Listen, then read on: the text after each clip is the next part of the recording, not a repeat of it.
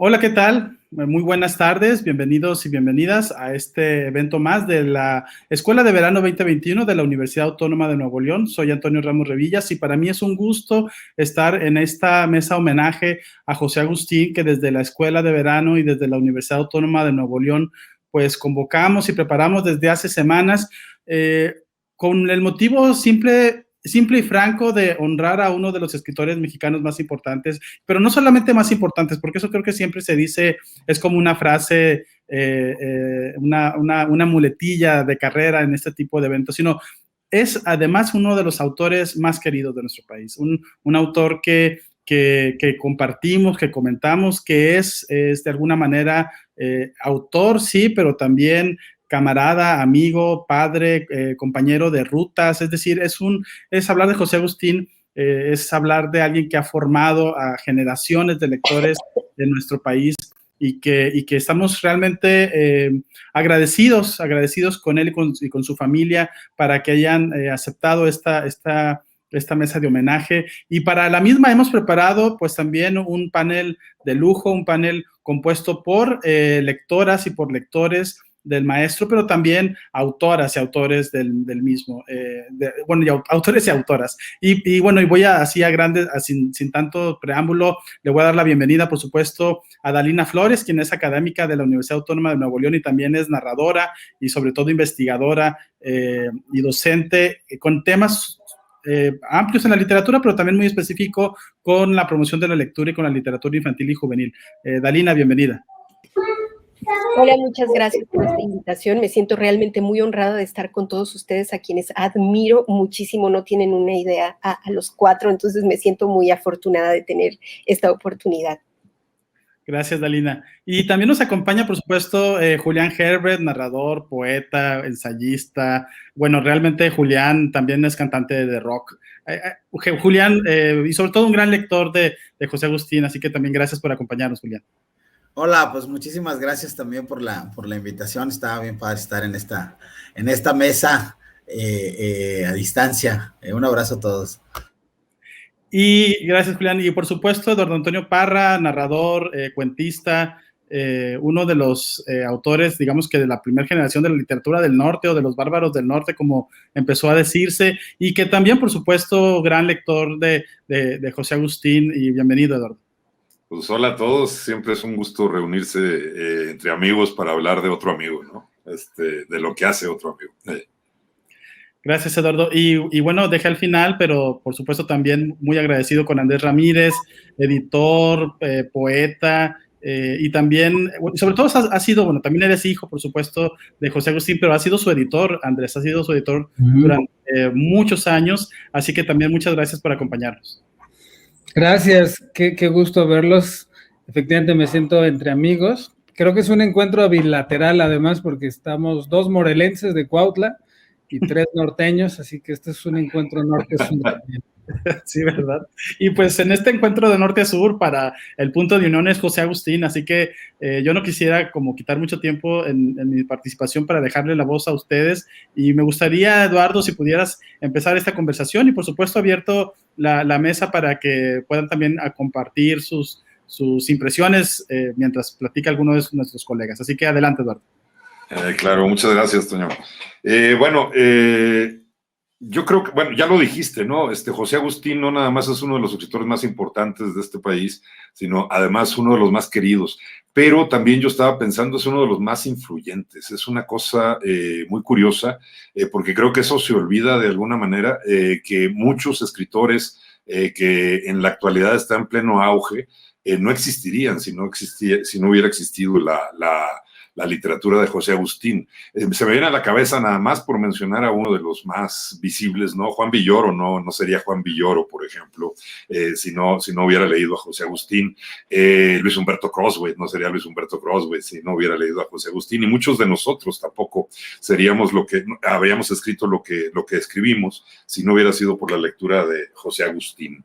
Yo creo que se ha hablado muchas veces ya de la importancia o del impacto que tuvo la aparición de la literatura de José Agustín en la tradición mexicana, ¿no?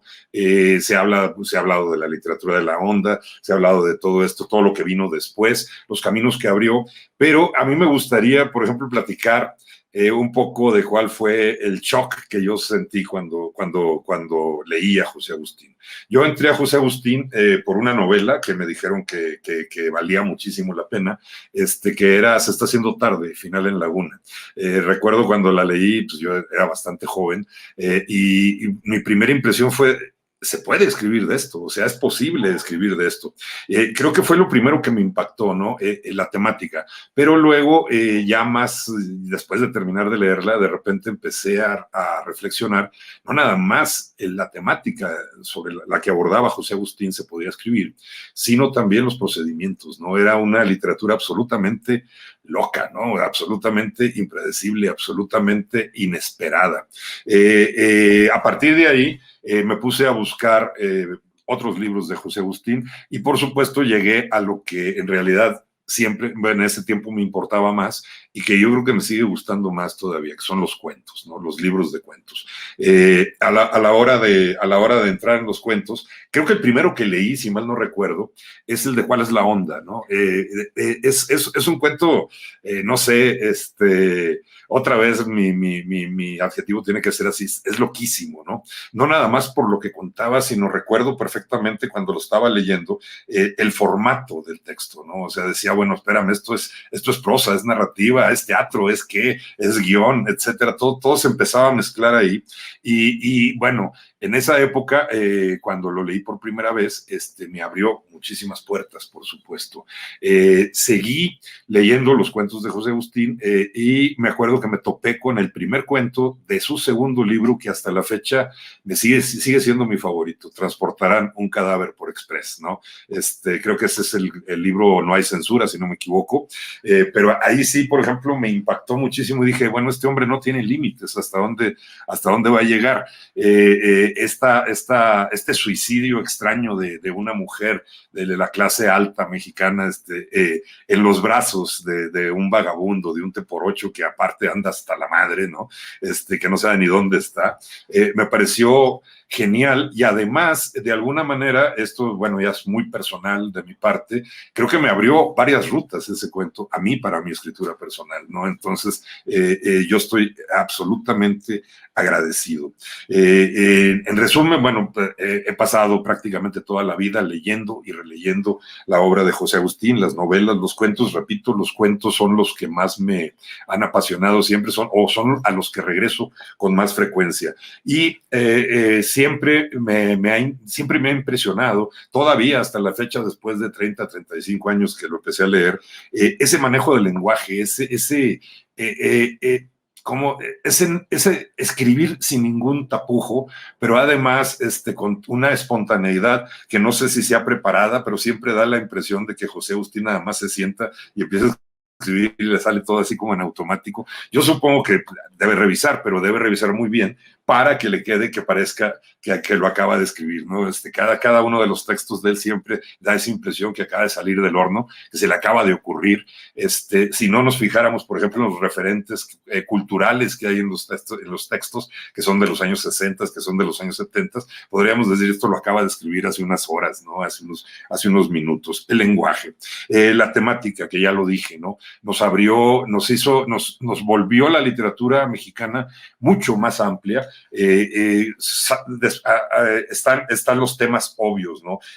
Fue de los primeros que empezó a meterse de lleno con la cuestión del sexo, con la cuestión de las drogas. Fue de los primeros que se metió no nada más a escribir, a incorporar la música, así de la música contemporánea de su momento, el rock, en los textos narrativos, sino que también aprendía de los mismos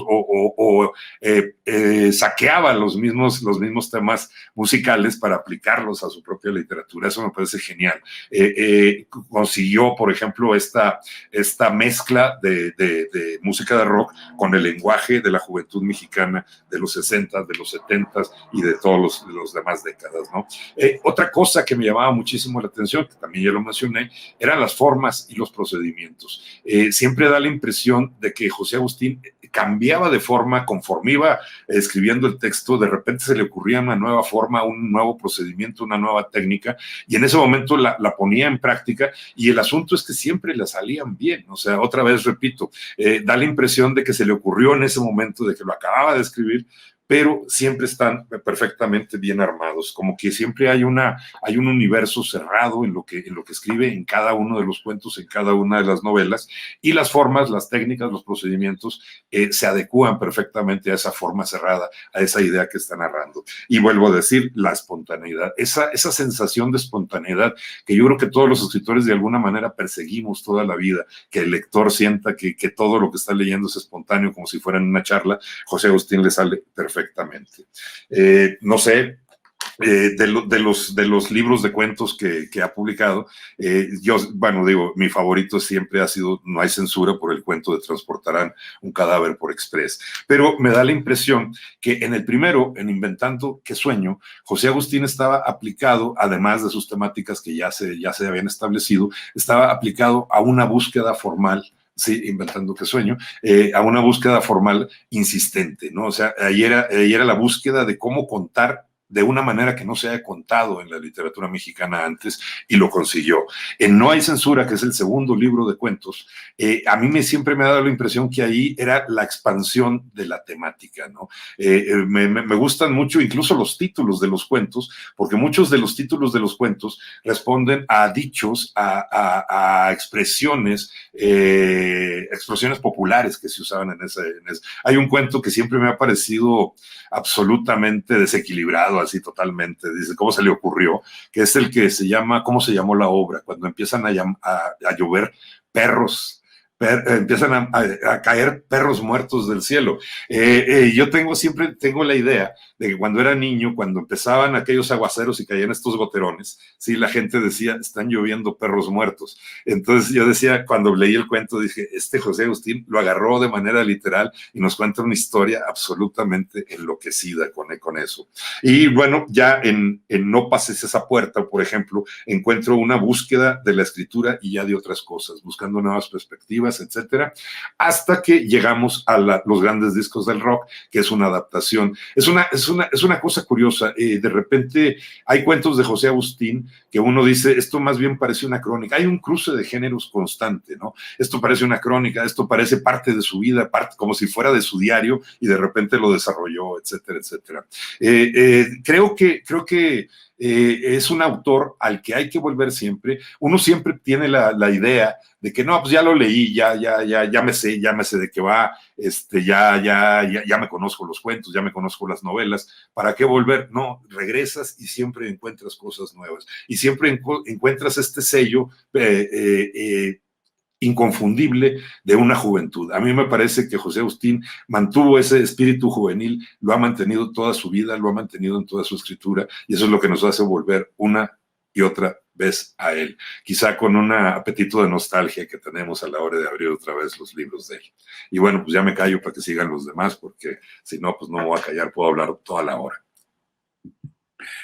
Muchas gracias, Eduardo. Qué padre esto que dices, tenemos una nostalgia de los libros también, tenemos es decir, está presente, y eso que mencionas sobre el lenguaje de los jóvenes, cómo es como un lenguaje aparte atemporal.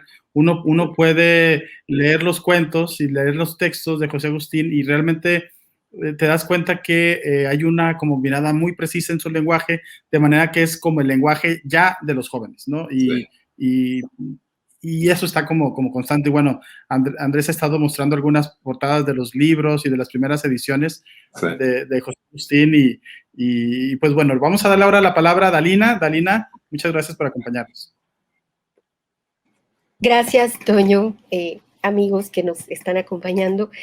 Bueno, yo realmente, como dice Eduardo Antonio, creo que la obra de José Agustín es fundamental para la literatura mexicana en muchos sentidos. Es un parteaguas, desde mi perspectiva, es el padre de la narrativa moderna en México, justo por lo que decía Parra, ¿no? Muchos autores contemporáneos pues tienen esta influencia muy determinante en sus propias obras, y la verdad es que independientemente de esta influencia que tiene en los escritores actuales, A mí me parece que la obra de José Agustín es fundamental en la creación de lectores en México. Si bien es cierto que México es un país que tiene un índice muy bajo de lectores de literatura, porque leemos un sinfín de cosas, pero la literatura no la hemos leído tanto, sí el arribo de la obra de José Agustín, esta tradición, hizo que muchos chavos que ni siquiera tenían idea de qué era la literatura, como yo, nos acercáramos a la literatura, ¿no? De hecho, quiero contar una pequeña anécdota. Yo venía de leer El Cid Campeador en primero de secundaria y conocí a unas amigas, las hermanas González, que eran muy amigas de la familia de José Agustín, de Andrés, y yo decía, a mí me choca leer, odio leer, guácala, ¿qué es eso del Cid Campeador? Ni siquiera entiendes en español antiguo. Y Claudia me dijo, mira, lee esta novela, te va a encantar, y me prestó De Perfil. Entonces leí De Perfil ávidamente y dije, esto no es literatura, Claudia, o sea, esto sí está padre. Las cosas que consideramos como literatura son aburridas, súper elevadas, que no entiendes el lenguaje, pero este texto me habla a mí porque me siento súper identificada con el personaje, ¿no? Que le hablaba de tú a sus papás. Y después me dijo, bueno, si te gustó, ahora léete La Tumba. Y me dio La Tumba y me advirtió, solo que ten mucho cuidado que no te vayan a cachar este libro tus papás. Y yo dije, Madre Santa. Y literal me iba a esconder a leer y eso le hizo mucho más picoso y mucho más atractiva mi experiencia, ¿no? De lectura, hasta que me cachó mi papá y dije, Madre Santa, ya no sé qué me van a decir porque sí estoy leyendo cosas bien fuertes. Y justo fue en el momento en que Gabriel Guía seduce a la tía, ¿no? Que lo recuerdo perfectamente. Y dije, no, aquí ya valió, porque si mi papá ve. Y cuando vio el libro que estaba leyendo, que yo evidentemente hacía como una intención de esconderlo, me dijo, oye, qué padre que sí estás leyendo buena literatura. Y entonces él empezó a darme más libros de José Agustín. Entonces, para mí fue muy extraño porque, pues eso no era literatura, eso eran historias realmente interesantes, llenas de intriga y sobre todo, que creo que es lo que ha perdurado como una marca peculiar en la obra de José Agustín, es divertidísima. Divertidísima por la innovación en el lenguaje, toda esta experimentación, estos inventos. Después yo también ya andaba diciéndole gordobesa a no sé quién, porque me gustaba cómo sonaba, ¿no? Y realmente para mí fue un momento crucial en la vida, porque justamente por eso me decidí a estudiar letras. O sea, me sentí interés por este universo de la literatura real, no la antigua que se había quedado allá con el Cid Campeador, y empezamos a armar una revista en mi preparatoria, una revista que se llamaba Epigénesis. No sé de dónde sacamos ese nombre. Y Claudia me dijo, oye, yo iba a hacer una reseña sobre los libros que había leído de José Agustín, y me dijo, pues si quieres entrevístalo, y me pasó el contacto, y pues hice cita con él. Obviamente no había internet, no había nada, creo que le llamé por teléfono, no recuerdo, y con todo el nervio del mundo dije, este señor me va a mandar a volar porque es importantísimo, y mi mayor sorpresa fue que le dio muchísimo gusto saber que estábamos en preparatoria escribiendo sobre él.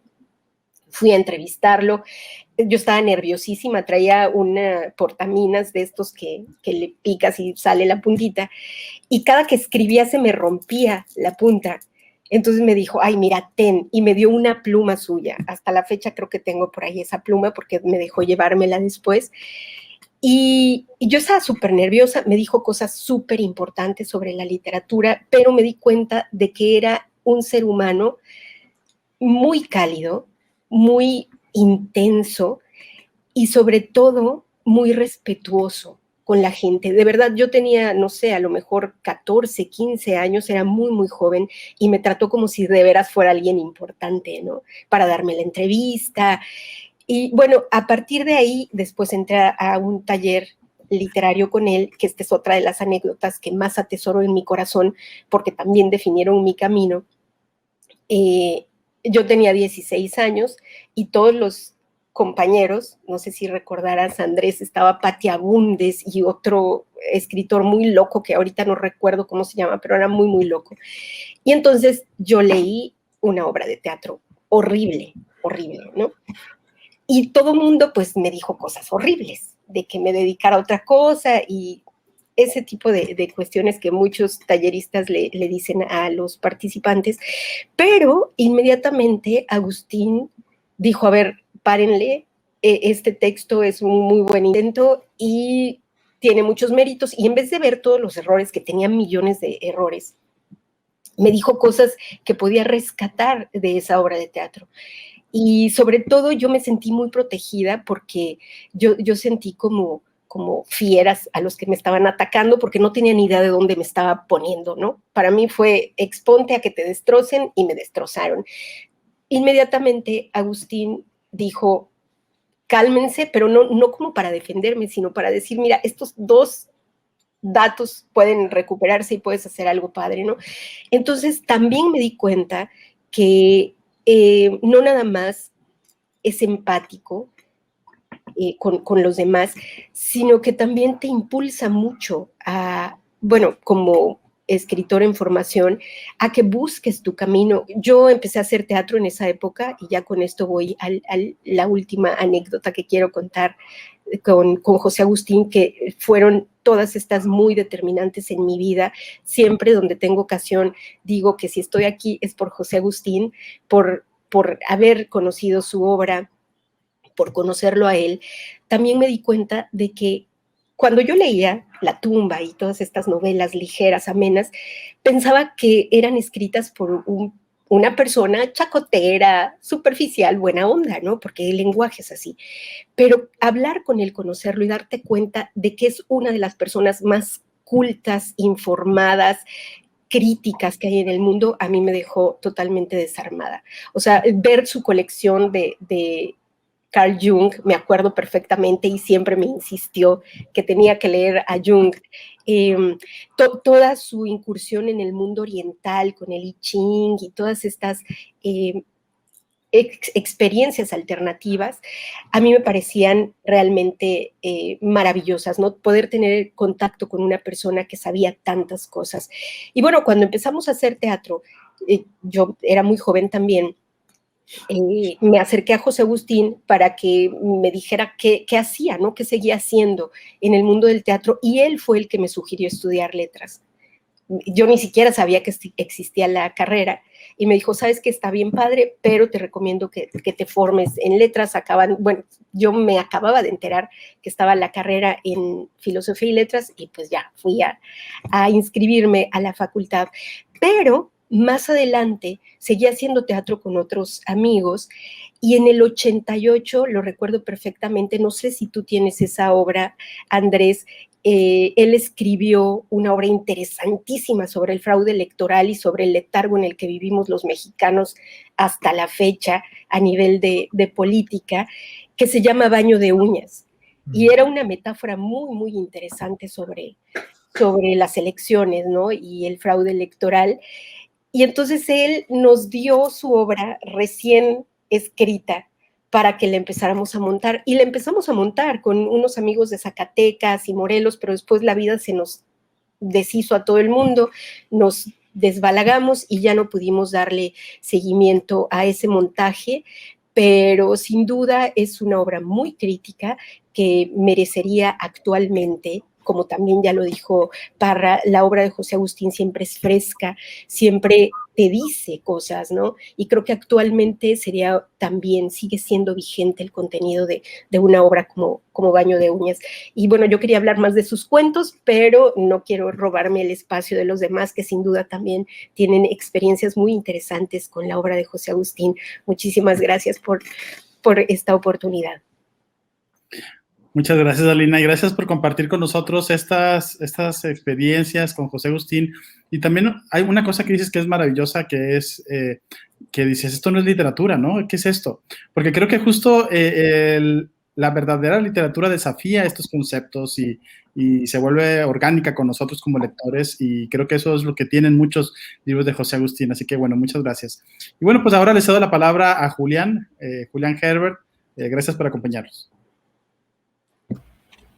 Muchas gracias, estoy muy contento de estar aquí. Me gustaría retomar algo justo relacionado con lo que dijiste, Toño, para entrar en yo tengo ganas de hablar sobre los cuentos de José Agustín, de manera más o menos general sobre los cuentos, y hay una idea ahí que me late mucho, que me interesa mucho. Dice Alberto Vital que los géneros son un puente entre la literatura y la sociedad, ¿no? Y en esa medida, creo que una de las cosas que juegan ahí es hasta qué punto un género puede ser estable, ¿no? Yo creo que justo lo que hace los autores que más nos importan son justamente los que le mueven el fierrito ahí al puente mentado entre la sociedad y la literatura, ¿no? Que ponen como en entredicho un poco que de algún modo también es una forma de hacerle una prueba de fuego a los puentes, ¿no? Y yo creo que en ese sentido los cuentos de José Agustín son tan entrañables y para muchos lectores, entre los que me incluyo, porque justo una de las sensaciones es, bueno, si esto es literatura o qué clase de literatura es, pero también es, ¿esto qué es, güey? O sea, pues esto es una novela, pero es un cuento, pero es una biografía. Me parece que ese es un término que está siempre rondando los deslizamientos formales. Y ahorita voy a hablar de mi experiencia de lectura muy brevemente, pero me gustaría plantear una idea con la que yo más o menos me propuse esta charla. Yo hace unos días hace unas semanas hice una charla hablando más bien sobre mi relación como personal con José Agustín, y ahora quería irme más como a la experiencia solitaria de la lectura, ¿no? Y una de las cosas que para mí unen, digamos, ahí conectan ciertas cosas, es que hay una gran falacia, me parece, de la crítica, que se fue construyendo una gran falacia de la crítica, que suele dividir como la literatura mexicana en dos mundos, ¿no? A los poetas, a los novelistas, etcétera, como los cultos y los coloquiales, ¿no? Los de la onda y los de la escritura, y como es que de repente pueden ser como conceptos más o menos operativos en un momento determinado, que sirven para agrupar a veces muchas cosas, pero que a veces también anieblan ciertas conexiones. Entonces, yo me gustaría plantear así de entrada muy rápido que yo encuentro una conexión muy peculiar entre los cuentos de José Agustín y los cuentos de Sergio Pitol. Dos autores que se han visto como muy separados, porque evidentemente sus temas son muy distintos, sus, digamos, como los mundos narrativos donde se desenvuelven son radicalmente distintos.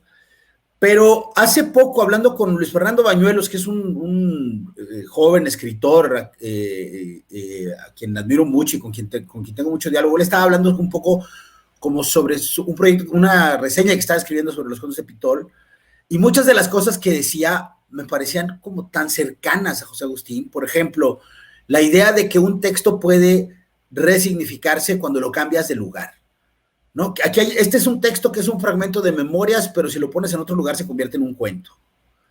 O la idea de que un cuento o una colección de cuentos pueden construir una novela. La noción de que hay un pliegue, en el caso de Pitol, como una tendencia hacia el ensayo, ¿no? Una tendencia agónica de la narrativa hacia el ensayo. En el caso de José Agustín, creo que esa forma de diluirse siempre se da hacia otros territorios que están afuera de la página, es decir, hacia el otro extremo, ¿no? Pitol va hacia la parte de organizar el texto, como tratar de que el flujo mental se vuelva más prosa en el sentido sí, más tradicional, digamos. Y José Agustín se está yendo siempre hacia el otro extremo, que es sacarlo a las descripciones, a la forma casi técnica de lo visual, que es el cine, hacia la poesía, por supuesto, pero también hacia afuera del texto, y ahí quiero llegar a un cuento particular que me parece muy relevante, que es ¿cuál es la onda? ¿Cuál es la onda? Además de toda esta forma de estructura narrativa que parece estarse persiguiendo a sí misma todo el tiempo, ¿no? Esta pareja que está como que no sabemos bien qué están buscando, y un poco el narrador tampoco, porque parece que están buscando sexo, pero en realidad están buscando intimidad, pero en realidad se están como conociendo, pero la búsqueda también es un escarbar en sus propios lenguajes, ¿no? Cambiarse los nombres, estar en ese pliegue límite de la música. Me parece que ahí hay además un pasaje que conecta muy bien lo que realmente estaba haciendo José Agustín con una visión de lo latinoamericano, que es una especie de neobarroso latinoamericano, porque ahí hay una cita clave, me parece, de Guillermo Cabrera Infante, con quien me parece José Agustín tiene una profunda conexión estética, ¿no? Por lo cinematográfico, por la música, pero también en ese cuento hay una serie de notas que dice, bueno, nota del autor, y luego dice nota del editor, y luego nota del linotipista, y de pronto parecería que el cuento lo están escribiendo todos los que de algún modo lo leyeron antes que el lector final, entre comillas, de modo que te sientes parte de quienes están redactando el texto, ¿no? Entonces, más allá del espectro de lo experimental, que que puede verse como de manera muy evidente, la forma del cuento, esa construcción de la lectura como una realidad abierta, me parece que juega también mucho con los límites de lo ensayístico, ¿no? Y eso, aunque los instrumentos son distintos, la manera de pensar en el texto me parece que emparenta mucho a un autor como Sergio Pitol con un autor como José Agustín.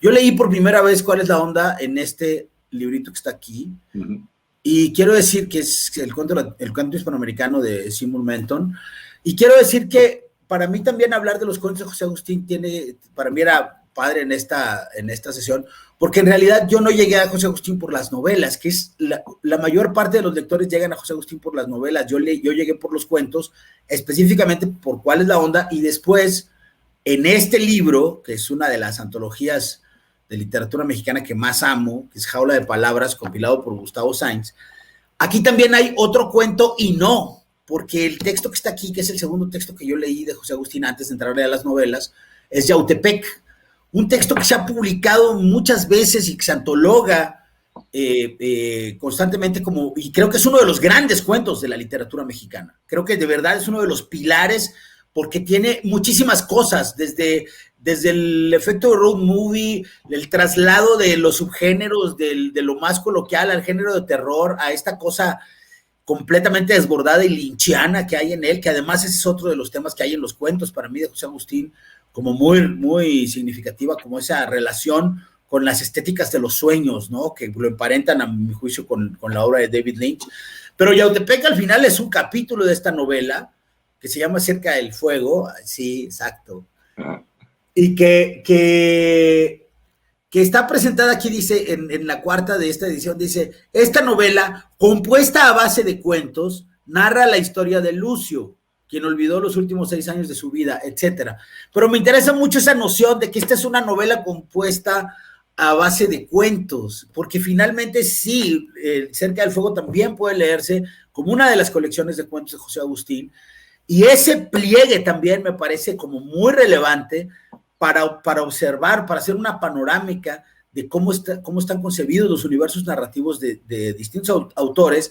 Y para cerrar, voy a hablar de un poco más de José Agustín, pero el tema de la relación con Pitol, me gustaría decir que hay un libro específico que no encontré en mi ejemplar y estoy consternado porque espero que solo haya estado fuera del lugar, pero hay un libro específico que me parece que dialoga de una manera muy evidente con otras obras de Pitol, pero además es un libro previo a, digamos, los libros más juguetones de Pitol, y ese libro es Furor Matutino.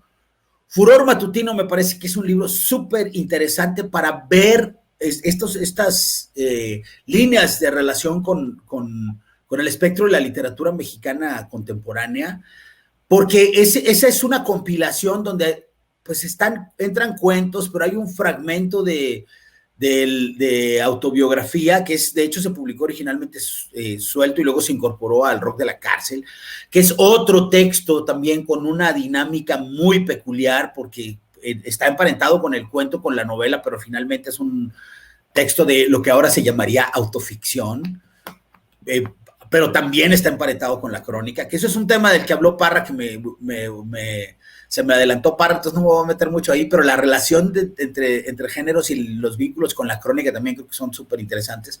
Pero bueno, Furor Matutino es un libro que compone una dinámica a qué género pueden pertenecer estos textos y cómo se abren y se desarrollan. Y me parece que, por ejemplo, hay una resignificación en algo tan simple como mover de lugar y también cambiar el título o complementar el título de un cuento que está en Inventando que Sueño, que es Lluvia, la casa sin fronteras, que además este texto aparece después de que se hizo una versión cinematográfica.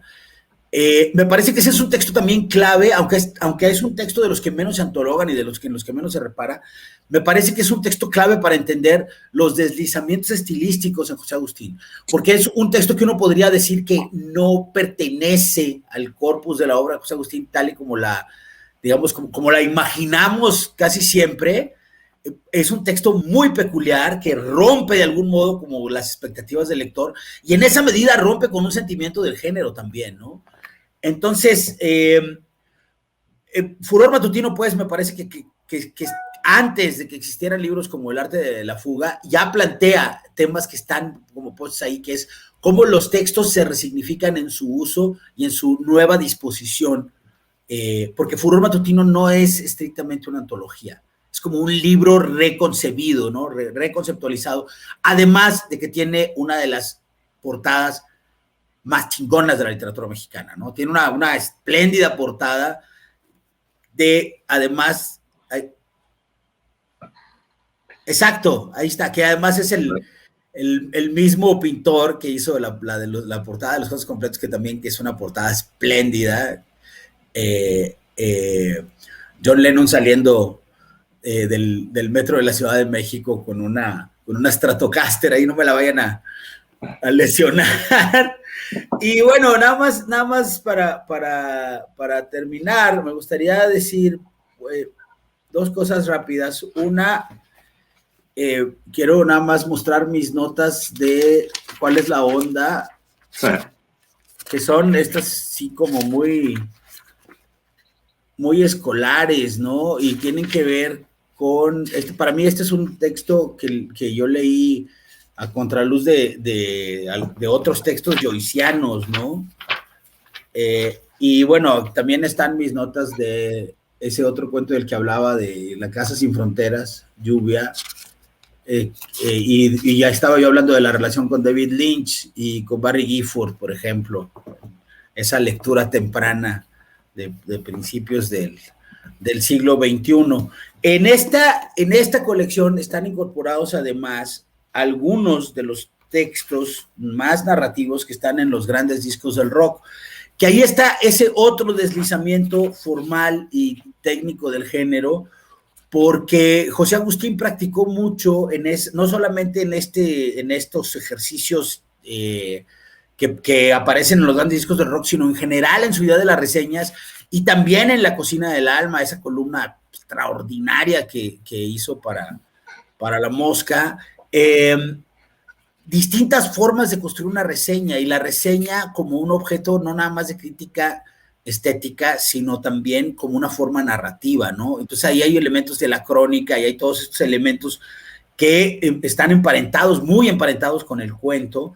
Y yo, mi única duda, y no sé si Andrés como editor también puede hablar sobre eso, yo tengo la sensación de que al cerrar en los cuentos completos la incorporación de algunos pasajes de los grandes discos de rock, hay 2 o 3 textos que se quedaron fuera hasta donde yo recuerdo. Me acuerdo mucho de un texto que se llamaba Nosotros matamos a Andy Warhol, que si mal no recuerdo era sobre el Velvet Underground. Y no sé si la idea era como, cuál era la idea de cuentos y las selecciones de José Agustín.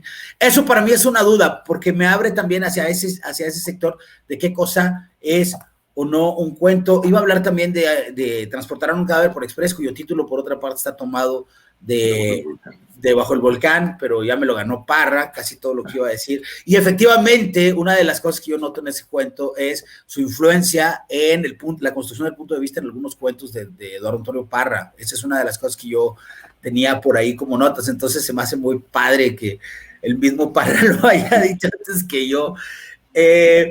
Y bueno, también decir que No pases esta puerta es un libro, otra vez en esas como regresos y reconstrucciones y reescrituras.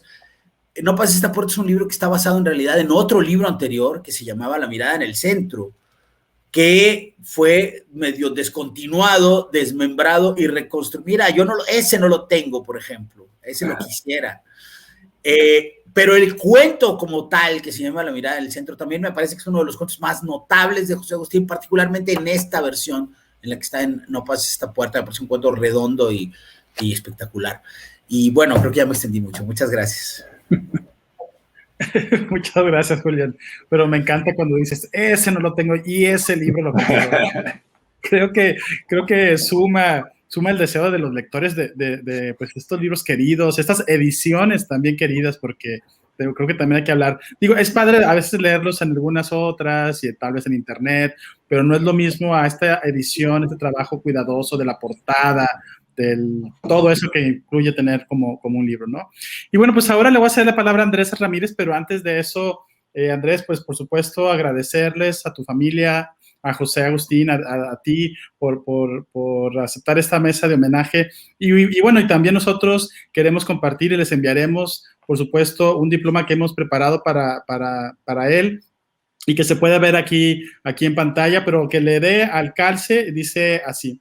Dice, bueno, yo ya estoy como, ya de cerca no necesito lentes, así que es la edad.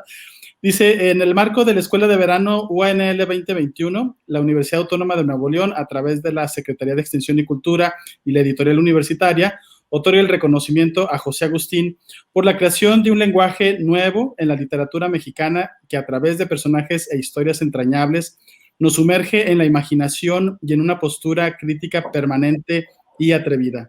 Alere Flaman Veritatis, firma el maestro Rogelio Garza Rivera, rector de nuestra Universidad Autónoma de Nuevo León. Y bueno, pues de nuevo, muchas gracias y te cedo la palabra ahora sí, Andrés. Gracias amigos, de verdad, por las palabras. Muy contento.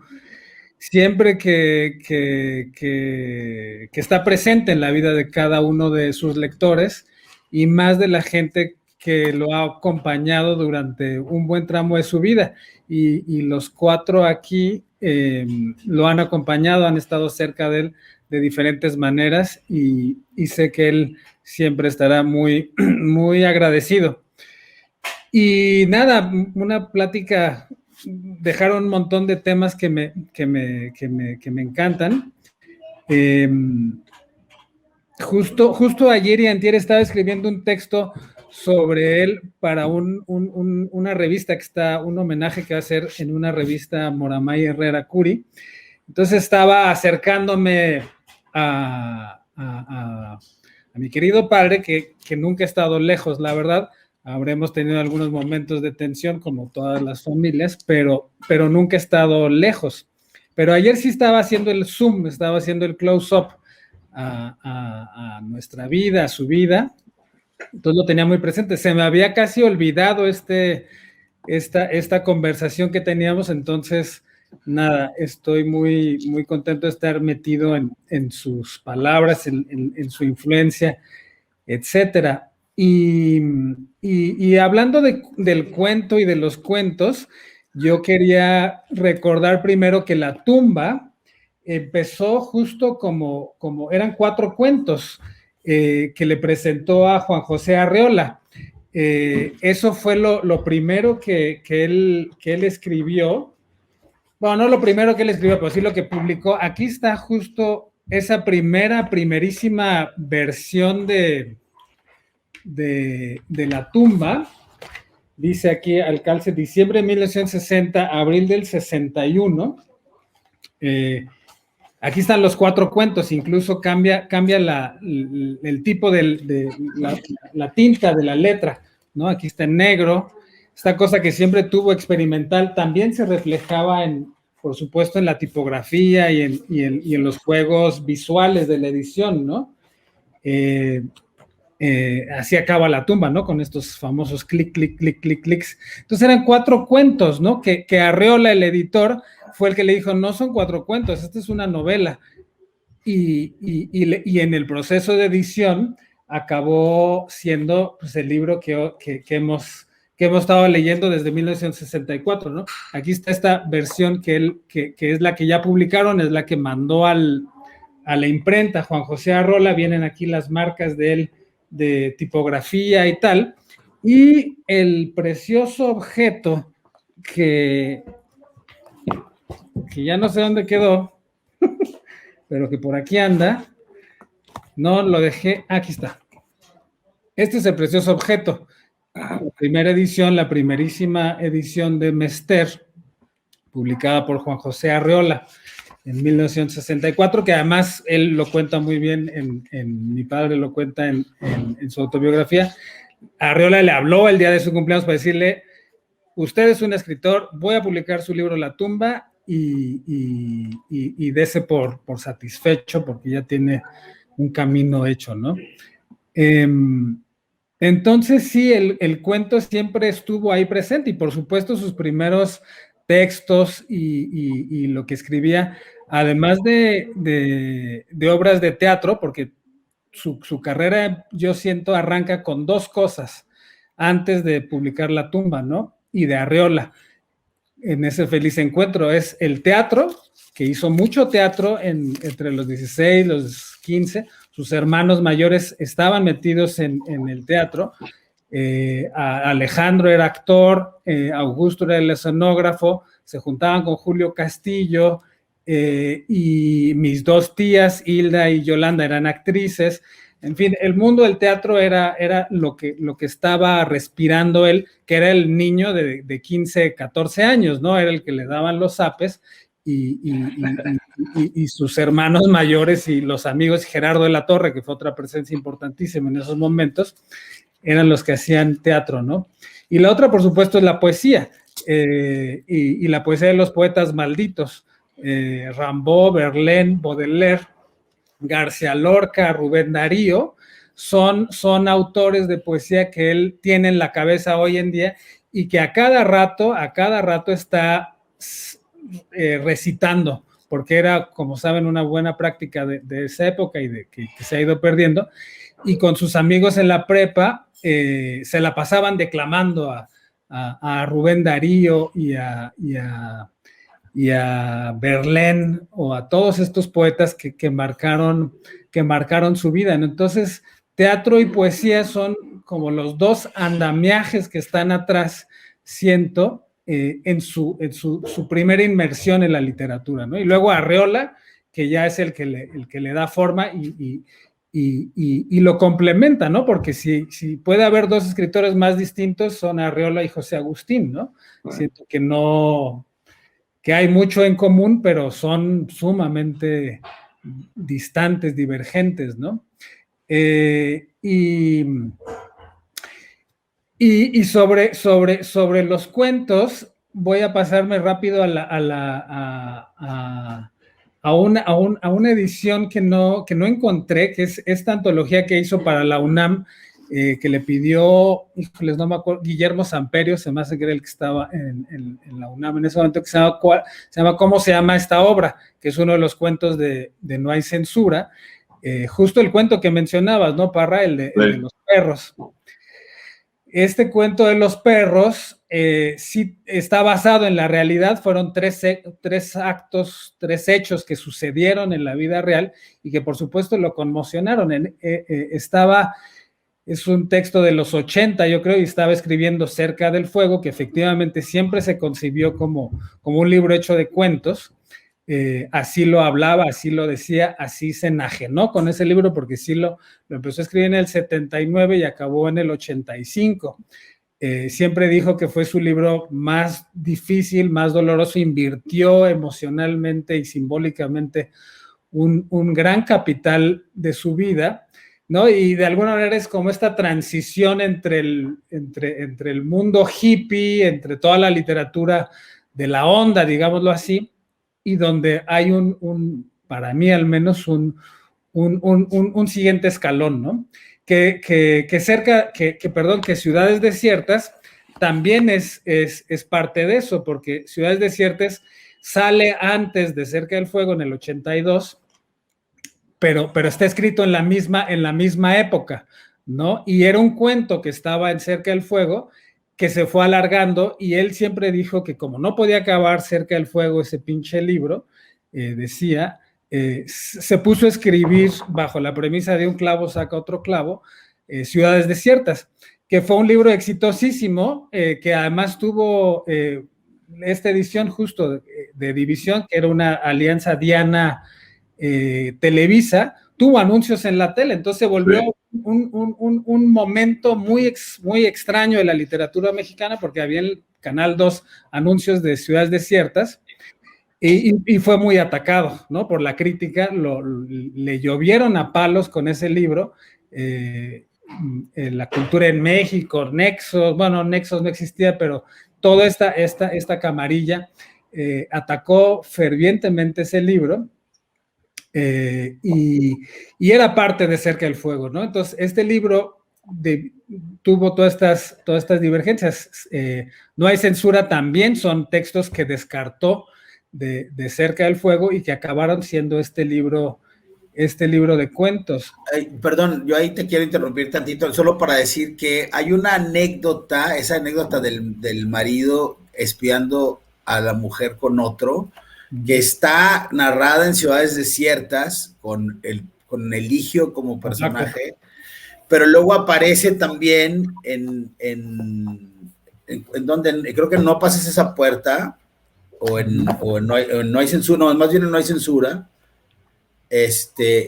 aparece, en este cuento que se llama Lástima que sea una aurora, aparece, pero una escena muy semejante, pero narrada con el personaje Lucio, que es el personaje de Cerca del Fuego, ¿no? Uh-huh.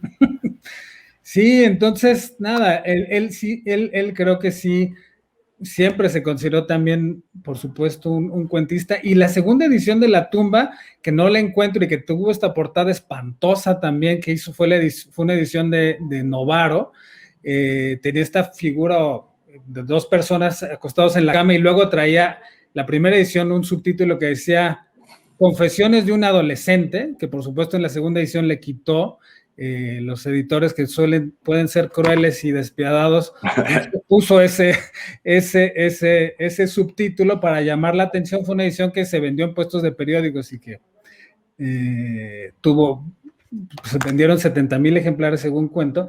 Ahí en esa edición, si mal no recuerdo, hay 4 cuentos. Uno fue a dar después a La mirada en el centro, que es de ¿cómo se llama? Los negocios del señor Gilberto, ¿no? Ese cuento es escrito a los 16, 18 años, lo trabajó con Juan José Arreola, y nada, lo recuperó. Este libro que efectivamente también aprecio mucho, a mí me fascinaba el objeto de niño, lo veía con gran curiosidad, porque esta imagen que pintó mi tío Augusto era sumamente inquietante, ¿no? A mí me parecía asombrosa, y de niño no la entendía. Luego cuando leí Se está haciendo tarde, entendí todo. Este es el final de Se está haciendo tarde. En algún momento al final, en el viaje de psilocibina, esto es lo que alucina Rafael, el protagonista. Pero sí, La mirada en el centro lo descontinuó. Es un libro posterior a Inventando que sueño, que fue su primer libro de cuentos, y lo descontinuó. Y yo secretamente me enojaba con él porque lo había sacado de circulación, porque la portada y el objeto me parecía precioso, ¿no? Y nada, creo que ya agoté mi serie de anécdotas sobre los cuentos de mi querido padre. Decir que sí fue un fabulador y un cuentista nato, que nos contaba miles de cuentos en la noche que él inventaba para dormir. O sea, si era alguien con una imaginación desbordada, y que todo lo que está en sus libros lo practicaba de alguna manera en la vida real, ¿no? Las audacias, las imprudencias, la locura, como decía Dalina, lo intenso con lo que vivía y con lo que vivió y con lo que vive toda su vida, ¿no? Fue sumamente alguien arrebatado, apasionado, ¿no? Y por eso Cerca del Fuego, en fin, siempre fue su libro más querido, porque está este proceso, ¿no? Y blanco, negro y rojo, ¿no? Este proceso alquímico en el que él estuvo investigando mucho todas sus lecturas de Jung y de Li Ching y de los taoístas, están metidas ahí en este libro. Y en la parte negra, donde está justo Yautepec, que también es uno de los cuentos que a mí más me alucinan de este libro, con la, ¿cómo se llama?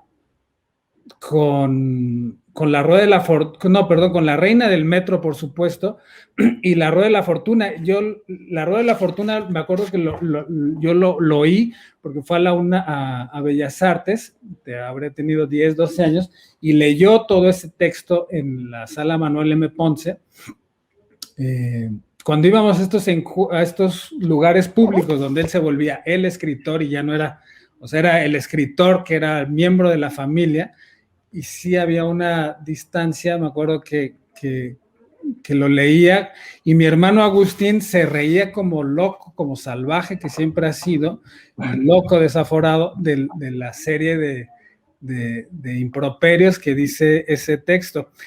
Y es un texto, el de La Rueda de la Fortuna, terrible, ¿no? Porque es un niño muy joven, un limpiaparabrisas que le vende a Lucio el boleto de la lotería que termina ganando, ¿no? Y en fin, es una historia que ya no voy a contar para que la lean, los que no la han leído, nuestros escuchas, ingratos lectores.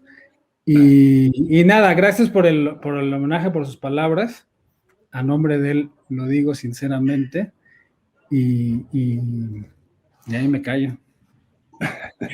Pues dale nuestros afectos, Andrés, de los cuatro, realmente ha sido como un encuentro muy padre. Me quedé pensando como con este afán como editorial, pues sería padrísimo una edición como crítica, o no sé si ese es el nombre de La Tumba, primero La Tumba, después la versión de Arriola y terminar con la versión de los 4 cuentos.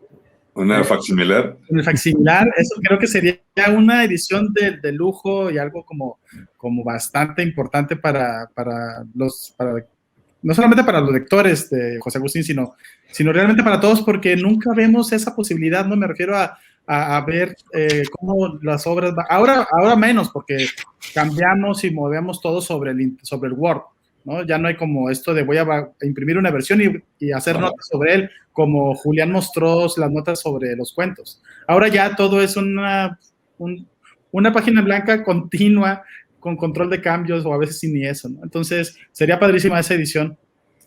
Sí, sin duda. Ya la pensaremos.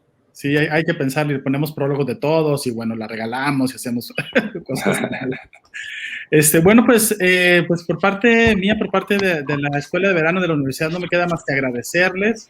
Julián, Parra, Eduardo, muchas gracias. Nina y Andrés, gracias por acompañarnos en esta mesa de homenaje a José Agustín. Haremos llegarles el diploma. Andrés, ahí nos dices luego qué dirección, pero eso ya son temas de tras bambalinas. Muchas gracias por acompañarnos y por supuesto permanezcan en la Escuela de Verano 2021, Ideas y Artes para Resistir, porque bueno, la escuela continúa y por favor vean la cartelera. Y también les recuerdo que si usted no tiene que salir, no lo haga. Aún nos encontramos en una situación de contingencia en nuestro país y hay que cuidarnos. Así que de nuevo, muchas gracias y que tengan muy buenas tardes. Claro.